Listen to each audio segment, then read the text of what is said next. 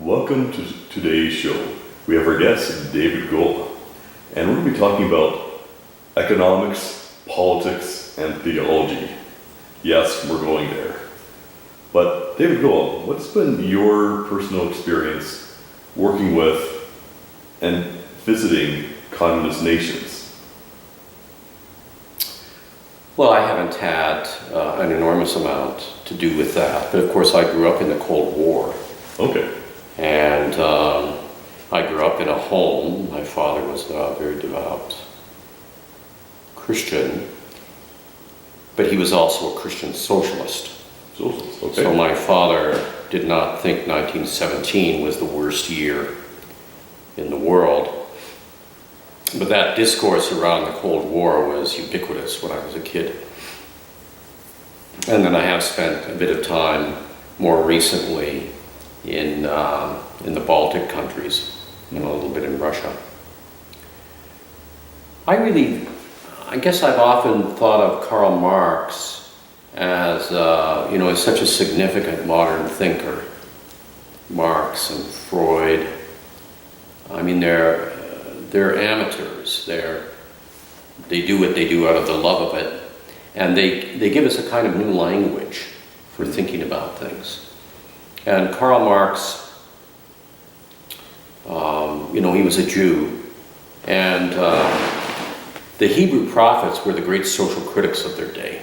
And the Guild of Prophets in ancient Israel was set up to, you had the Guild of Prophets and the Guilds of Priests. And the Guilds of Prophets were set up in order to bring a kind of critical perspective to bear on the ruling authorities of the day, whether that was the king or the clergy. Mm-hmm. And they were there to remind people of what is commonly understood in the writings of the prophets, remind people that their power is not absolute, and it's not endless. And if you marginalize the poor, if you marginalize widows and orphans, if you charge usury that's a on money, if you rape the land and suck all of its minerals out of it, that you are in a way acting against the Creator, and it is all antisocial. Fair enough. It's antisocial to do those sorts of things. So when I was a child, on Saturdays when I'd go downtown with my father, he would always, one of his stops was at the Communist bookstore. So I grew up with these conversations in the Communist bookstore in Edmonton, where my father would be engaging in a conversation with 3 or 4 men who regularly were there. And my father's argument, of course, was that the problem with Marx is that he was way too narrow. The problem with Marx is that he reduced things to a kind of materialism. Yeah. And that would lead to a sort of nightmare in the end. So my father's socialism, Christian socialism, and we find it in somebody like the great theologian Paul Tillich, and many others as well, is born out of this sense from the Hebrew prophets that we have some common responsibility for each other. Mm-hmm. And that we certainly have a responsibility to see that people's needs can be met and people's gifts can be called forth. And they can flourish as human beings, because every human being is in the image and likeness of God, no matter how successful or not they are. So my sense is that, when we look at the record of communism now, it's disastrous. It was a disastrous experiment. Yep. It is important to note that the two great economic instruments of the 20th century, communism and capitalism, that both of them have the same doctrine of man. Both of them understand the human nature in the same way. Yeah. Both of them think that human beings are greedy consumers. Not necessarily, but Well, both of them say this. Both of them argue that human beings are economic beasts. They have different ways of dealing with that and shaping it.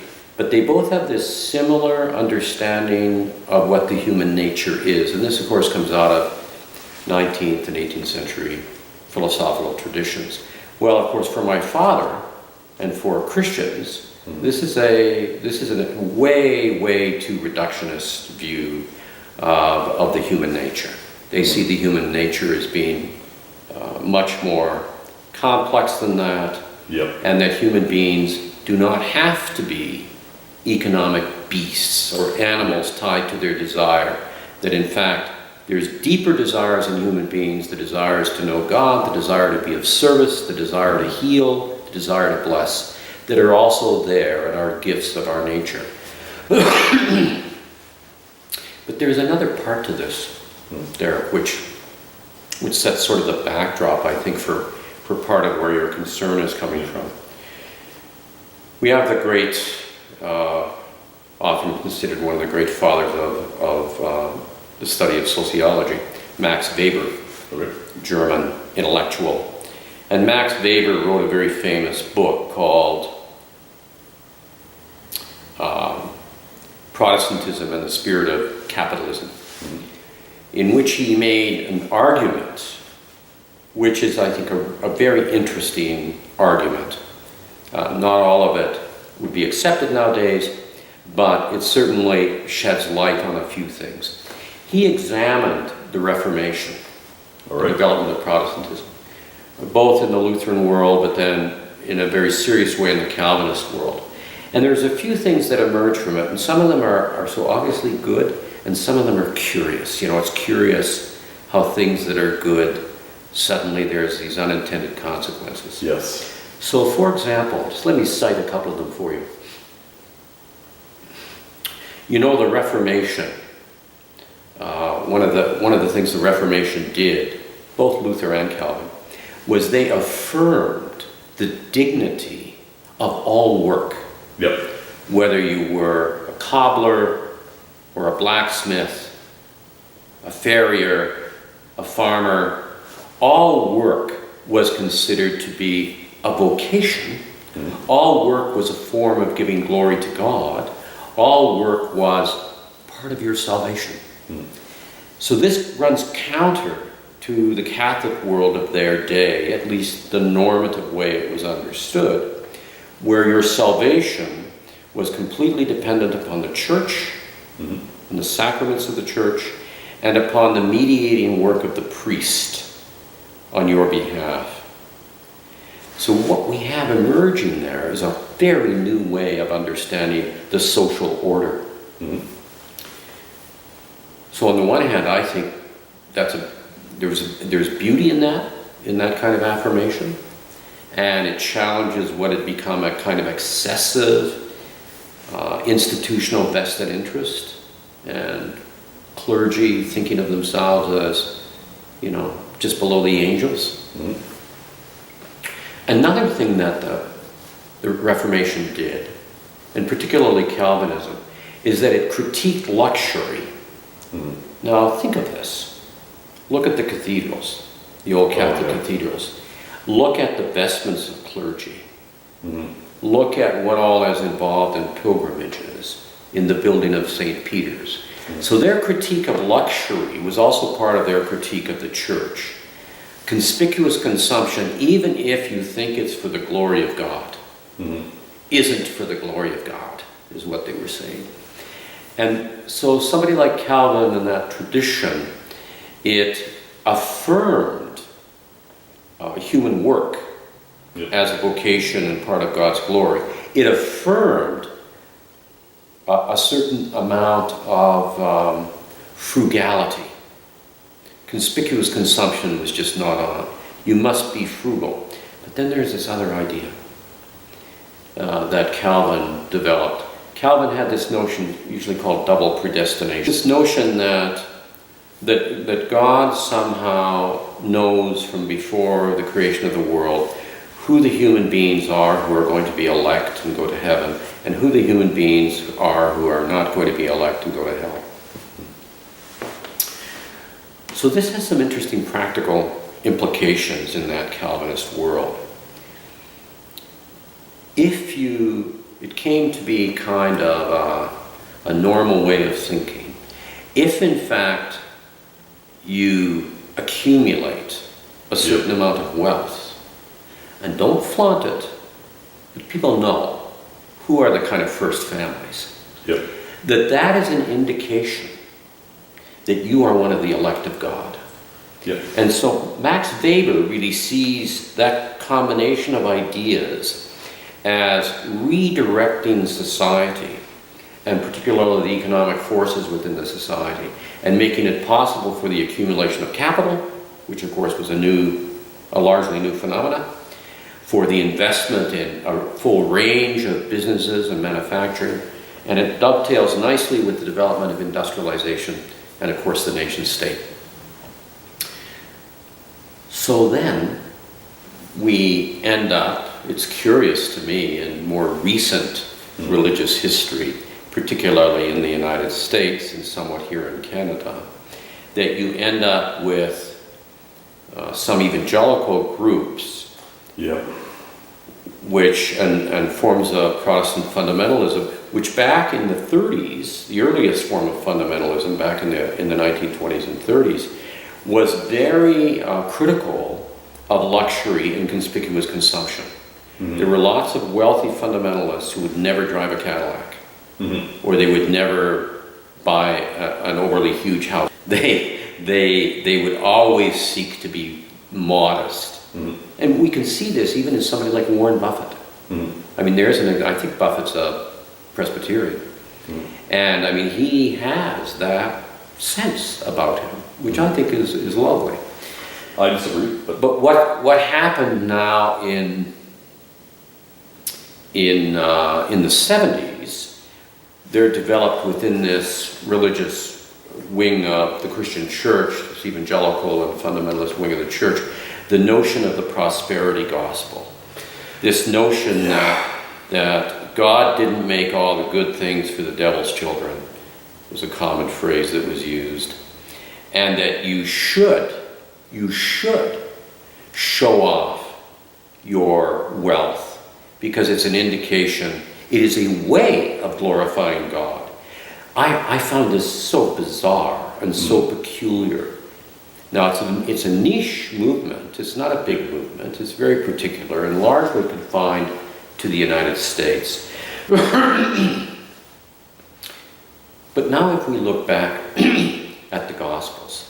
We look back at the Gospels, and there's a tremendous amount of attention in the Gospels, in fact, in the whole of the Scriptures, a tremendous amount of attention to economic issues and to money and to wealth and poverty. And actually, it's interesting. If you look at the New Testament, I mean, there's even parables of the unprofitable servant. Right. One must be charitable, but one must not be walking around looking like a homeless person. But one should not flaunt their wealth, but one should still present themselves well. I mean, Jesus never walked around in rags, but neither did he walk around looking like royalty. Well, you have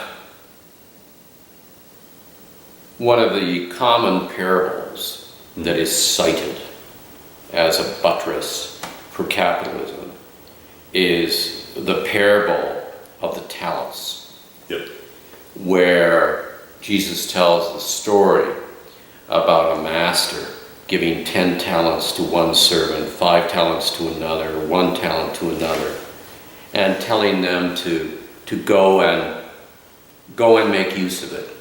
And the person with the 1 talent buries it in the ground because he's fearful.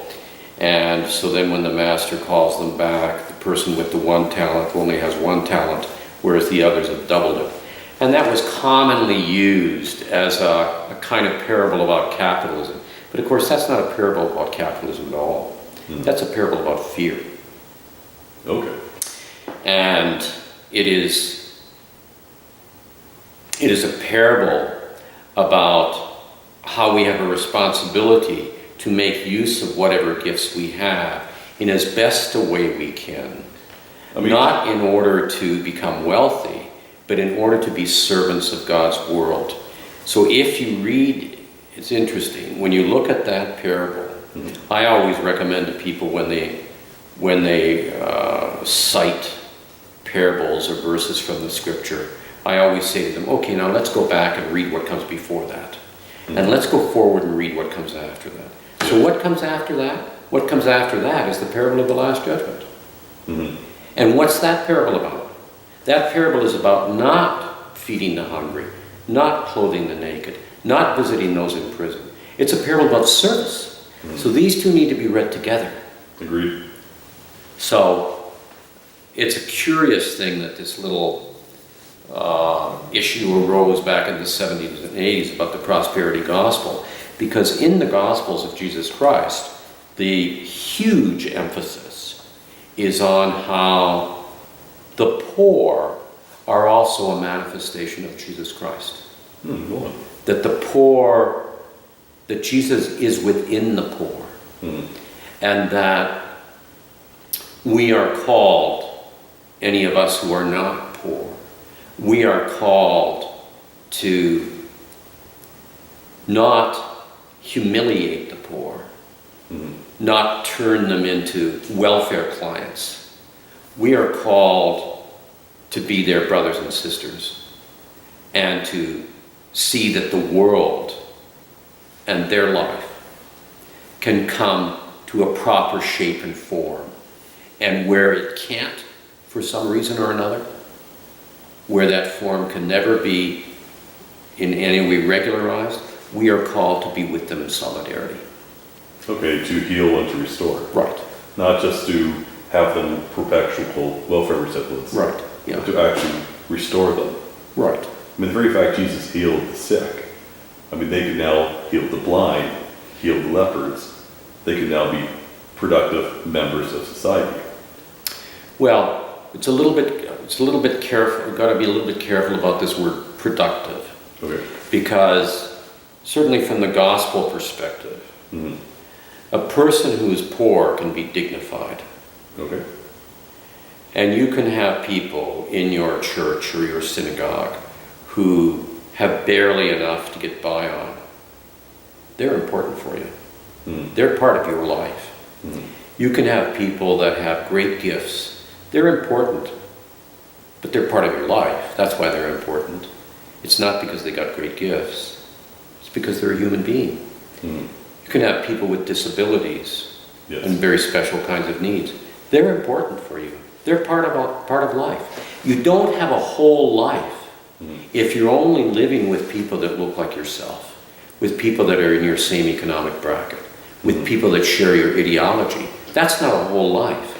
The ecclesia, this lovely Greek word for the church, the ecclesia, the gathering, always includes the full range of human beings. The full range. And that also means those that have very little. All of them are understood to be part of the enlargement of each other's life. And that's very true. I mean, the church more or less helps us overcome social hierarchies. Whoever attends church, they come from all different economic backgrounds, all different economic levels. It does help us overcome the hierarchy. It helps us overcome the people who just want to hang out in a certain niche, a caste system, if you will. Right, and class structure. Yeah. I mean, the early church was seen as a terrible threat to the Roman Empire, precisely because it did not participate in the normal class structure. You could have princes and you could have paupers, and they all drank from the same cup. So the Christian church is, as an institution, a bulwark against kind of class privilege in that sense. My sense is that wherever you are in the economic spectrum, you have the ability to respond to others who are in other places. I have several good friends who are quite well off and who spend an enormous amount of their time. I mean, I think I believe them when they say this. They do not treat their own wealth as if it really belongs to them. They treat their wealth as if they have been given this very particular kind of responsibility to see how that can be used to enhance the lives of other people. Fair enough. And that's an amazingly demanding gift to have. I'm glad I don't have it because I don't think I'd be any good at that. But some of the people that have that are remarkable in that regard. I'm just going to insert something quickly. We were talking about the Presbyterian theology earlier. It should be duly noted the Orthodox Church does not have a concept of dual predestination. That is a Protestant Presbyterian theology that's not to be found in the Orthodox Church. Another thing. Another way to look at economics could simply be looked at as how we use our energies wisely. Well, the word that we translate from the Greek for economy really means caring for the resources of the household. Yeah. Caring for the resources of the household. So, obviously, when you think of it in terms of household, it's a little bit easier to get your mind around how one can be wise or foolish about that. Mm-hmm. How one can do that well, given the rhythms of the seasons of the year, given the rhythms of the seasons of our life, that there are times we need to store things up, and there are times we need to plant things, and there are times we need to feast, and there are times we need to be frugal. Yeah. So this becomes much more complicated when it's layered into the politics of a modern state, and when it's layered into ecological issues and the uses of the resources of life, the resources of our fragile blue dot planet. But the challenge is the same, and I think Christians have something profound to say to these matters because Christians see all human beings as sharing in the dignity of the image of God. Mm-hmm. So, shaping society in a way, and shaping our own lives and our own institutions, our own churches, what have you, in a way that responds and calls forth the dignity of all human beings seems axiomatic to me. I mean, that was certainly one of the arguments of my father back at the communist bookstore. Because, you know, one of the interesting things about communism is that communism, the Bolshevik state, had no room for street people. Really? They were executed. So the communists executed street people? Of course. You could not hitchhike across Russia. Really? Of course not. You can't move to where you want to live in Cuba.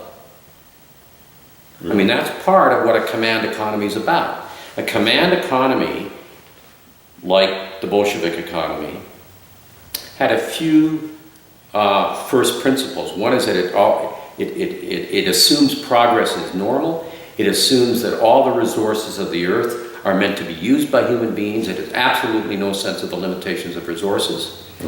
And it assumes that, as Marx put it, we can extract from each human being as much as they're capable of giving. That's almost like slavery. And we need to respond to the needs of all other human beings. But human being was very much in the notion that I mentioned right at the beginning, this notion of what does it mean to be human, which is that human beings are a kind of economic beast. So, well, it was, I mean, in many places it was a form of slavery, but then capitalism also can be a form of economic slavery for a lot of people. For exactly the same reason. So I see the Christian tradition as really countering this. And you have many people within many Christian thinkers who actually are apologists for certain kinds of capitalism or apologists for certain kinds of socialism. Yep. And that's because that tension is there, and they're both worth listening to. Yep. They're both worth trying to understand. I'm going to try and insert two things. Regardless of the human nature, I mean, we have to produce. We have to grow our own food. We have to have our water. We have to produce shelter. We have to produce heat to survive. So regardless of the economic system we prescribe to, we still have to work. So the inherent issue with a socialist or communist dream, it doesn't overlook the fact that we still need to work to survive. We still need to produce to survive. Whether you call yourself a capitalist or a socialist or a communist, you can't really get around the fact we're still mortal and we still need to work to live. So maybe it's a better question, how do we manage this? But is money absolutely necessary? And if you look at modern society, capitalism or extreme capitalism, concept of a debt slave, our modern society could not survive. Many of our businesses could not survive without debt. Or leasing, for example, in the motorcycle industry. I had a friend tell me, if you were to buy a motorcycle, a lower end one or a higher end one, they're only making about $150 to $200 a bike. But if you lease that bike, that company can make $4,000 profit versus $300 or $150. And if you think of a building or a business and you have 5, 8, 10 employees, and if you only sell 2 or 3 bikes, I mean, if you make under $1,000 and you have 5 or 10 employees, you're going to lose money in that business. But if, of course, they make several $1,000s off debt, that business can make money. And actually, it's interesting. Like, there's a lot of, like, even in the electronics and computers, they don't make a lot of money on phones or computers. They make a lot of money on insurance packages, wiring, accessories.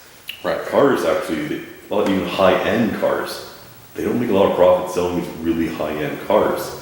It's like the rims, the attachments, the accessories. It's almost the bling-bling or some have joked these are accessory stores that also sells the main product. So as a modern society, many businesses could not function without debt or selling debt to people. Well, it is, it's curious, this issue of where debt fits in.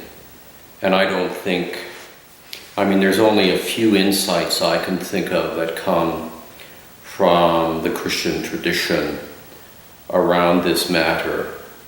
And one of them is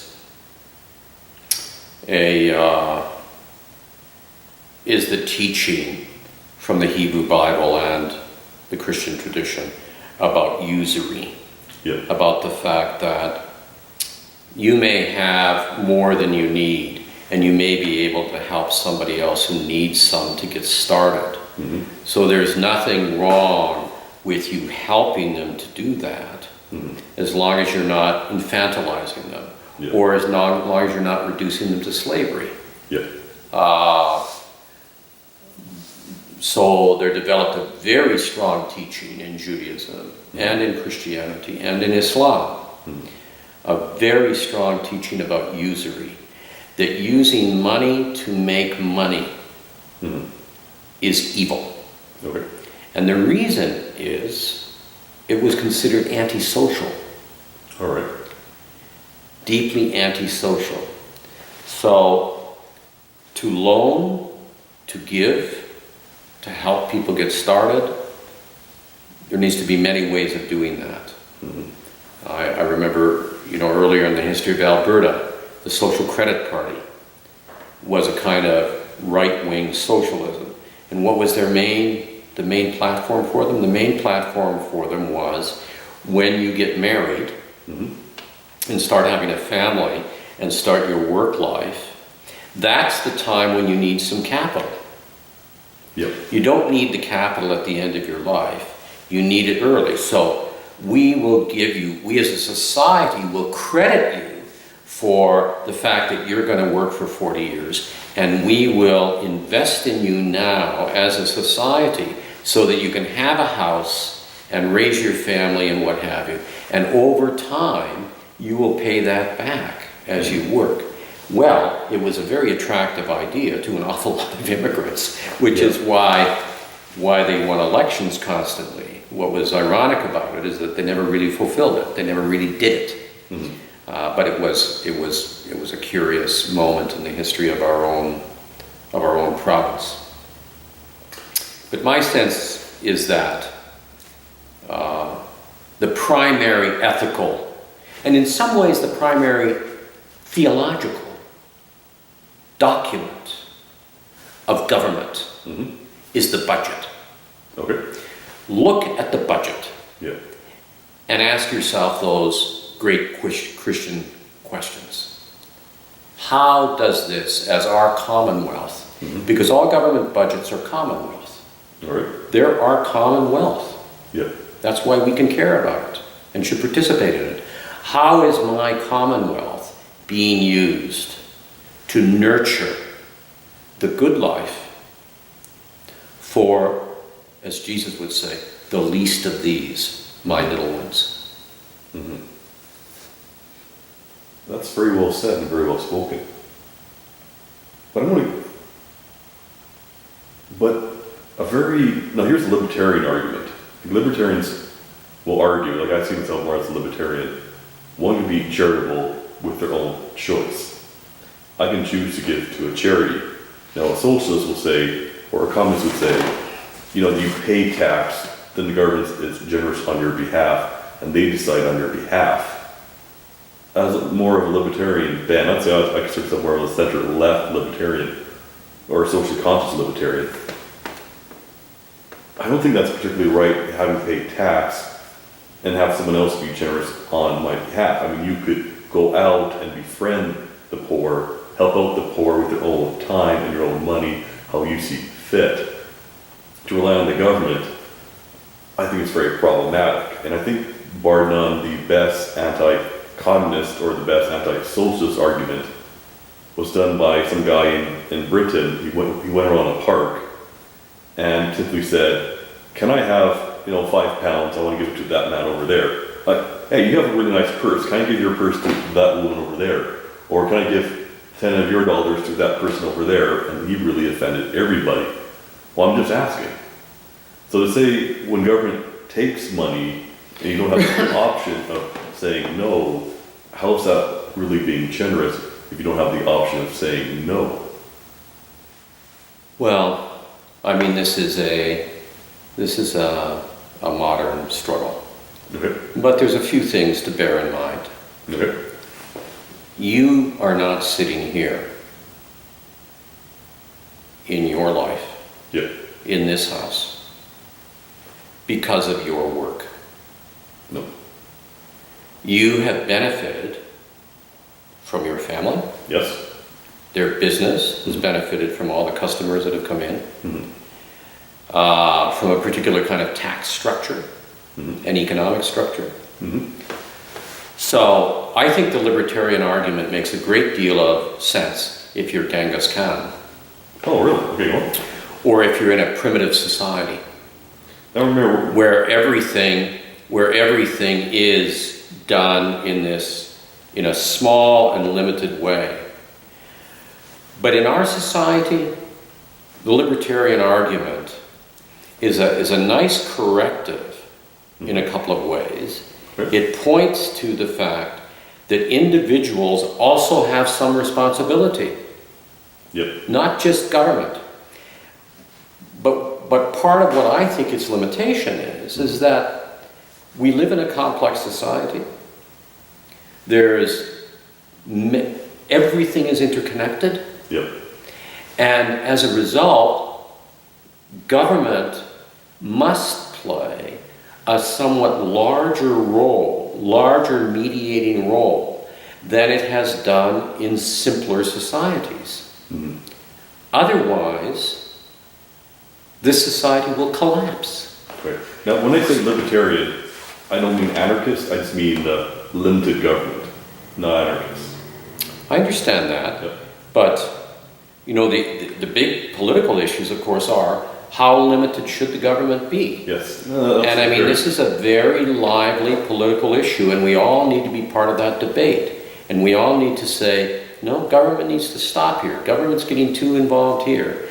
So, you know, typical, if we go back to kind of classical conservative arguments, say Edmund Burke, who I remain somewhat fond of, great writer and great thinker. Edmund Burke, you know, this is several hundred years ago, Edmund Burke saw society as made up of what he called the little platoons. Kind of a nice phrase. Family, church, educational institutions, which in that period were not public, guilds, and government. Government wasn't central. All of these were there. And so the issue is, how can they all flourish well, and what is the distinctive role of government in that? And I think that's a perpetual political question. We always need to ask that. There's the Amish who I like. They always ask a common question when government starts meddling with things, or when they have to make decisions themselves. And the question is this, I call it the Amish question. What will this decision do to my community? Fair enough. So I ask that of politicians. What are your decisions going to do to my community? Will they make my community a more generous community? Will they make my community a more diverse community? Or will they just make my community richer over against everybody else? And if that's what you want to do, I don't want you. I want you to make decisions so that I have to mix it up with different kinds of people. The poor, the bright, those that need help, those that don't. That our pathways are more wedded together. Why? Because that's just a lot more interesting life. The boringest life in the world is the people living in wealthy, gated communities. The tragedy is for them. That is a sickness. But on the other hand, but if you look, spend time with the homeless and how very dysfunctional the homeless can be, I don't envy the homeless. I'm not idealizing the homeless. I am saying that we have a responsibility for all people. That the most, it seems to me, those people with the narrowest lives are people who have shaped their life so that they don't have to cross the pathways of other people. Okay. And I think that's, I'm not making it, I think that's a tragedy, because it means your life's less interesting. Fair enough. So that's my only point. That almost sounds like a spectrum argument. So the household, just let me finish this up. So economy is about how we handle the resources of the household. That's my household, your household, it's the household of Edmonton, it's the household of Alberta and of Canada. Yeah. I would want, my political position would be that I would want to see us do, and I would argue for us doing, things with our household commonwealth which actually can elevate the least of these, can mean that people who are in conditions of suffering, that we participate in easing that within reason, and that we do also those things which make life a bit more beautiful. Fair enough. For all of us. Different people bring different talents and gifts together. But going on with my spectrum argument, a very good argument that I've heard is you can probably see politics in a spectrum. Like some have argued 100% capitalism is cannibalistic. 100% of socialism or communism is cancerous or parasitic. Because if everyone's so regulated, you cannot produce capital, you can't produce anything, and you're so regulated, things stagnate, as we have seen in communist nations. They fall apart in less than 100 years, they stagnate, poverty actually increases, And actually, but also there's a bit of an illusion, I think, the left has on so many points. Like I remember I was talking to a man who survived the Chinese Revolution, and then from his perspective, what he told me talking to this person fleeing communism, you got rid of the old Chinese nobles and the upper class, and you replaced them with communist, party leaders, but they act like nobles, but you just give them a different name, but it's more or less the same. The common person living in communist nations have to drive a very basic car, live in a basic house, but then you have their communist leaders living in these mansions and these palaces, and they're driving Mercedes Benzes, but we're communists. So what's your point? They're just doing the same thing that capitalists do. Bingo. It doesn't make any difference whether they call themselves by a different name. It's the same phenomena. That's the point I'm trying to make. And the point of view of the Christian tradition is a much more radical critique. There we go. It's saying that the tragedy of that isn't your wealth. The tragedy of that is what you're doing with it and how you're configuring it and how you're treating other people. And you deserve a better life than that. My argument towards people who were doing that in the communist world isn't an anger about them doing it. It's saying, look what you've done to your life. You limited your life in a terrible way. Because that's what Jesus is saying in Matthew 25 when he turns to the goats. You never knew me. And they say, what do you mean we never knew you? Well, you never clothed me when I was naked. You never fed me when I was hungry. You never visited me in prison or when I was sick. So you already live in hell because you live in a world of your own making. And that's what hell is. It's a world of your own making. Because that's a world in which there's no spontaneity, there's no surprise, and there's no face-to-face meetings. With people with different viewpoints, different needs, different wants. They're part of the kingdom of heaven. That's what we call the kingdom of heaven. And yet people are created different by God. And that difference is a gift to all of us. Fascinating. Thank you. Thank you, dude.